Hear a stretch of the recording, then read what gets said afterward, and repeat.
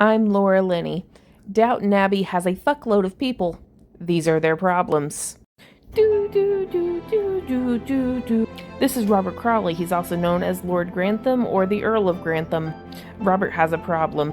So about 20 some odd years ago, he married Cora, who is also Lady Grantham. But he married her for her money, and then put her entire dowry, you know, that money they get when they get married, into the estate. Well, the thing about estates and titles is that you have to be a man to inherit them.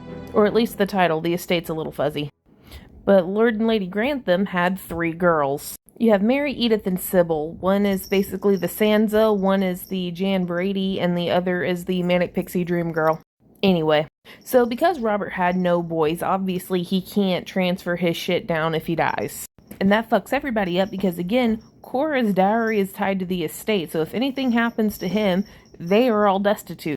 So Robert has a cousin, and the cousin has a son, and then the son was supposed to marry like his second or third cousin who was Mary, so we have a lot of cousin marriage here. But within the first 5 minutes of this episode, both cousin and fiancé cousin are killed in the Titanic. So basically everybody's worried about what would happen to the estate should Robert not exist anymore. But alas, some kind of good news. Actually, everybody's worried about it because they've never met him before, but... So Robert, in fact, has another cousin named Matthew. But here's the thing, nobody's met Matthew before, and everybody's already suspicious about having a cousin they've never met take over the estate. I'm assuming it's because it's a Matthew. Have you ever had a Matthew go right? I know I haven't. Anyway, but everybody would rather have Mary inherit the estate, but we haven't figured out how. In the meantime, Robert needed a new valet, which a valet is like a personal assistant / dresser / butler man. See, you have to work your way up. There's, I don't remember what the first one was, and then there's the footman, and then there's the valet. That would be Mr. Bates. Now, Mr. Bates was Robert's battle buddy, and then he was wounded in a war. It's pre-World War I. And everybody's like, oh, he can't do it because he has a cane.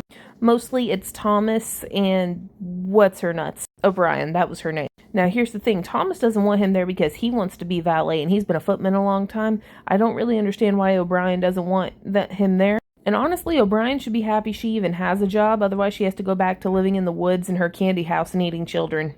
Moving forward. So here's the thing. After they were in a period of mourning, everybody finds out that Mary's technically eligible again. So she hears from the Duke, who I guess she was doing the hot and nasty with over the course of her debutante season.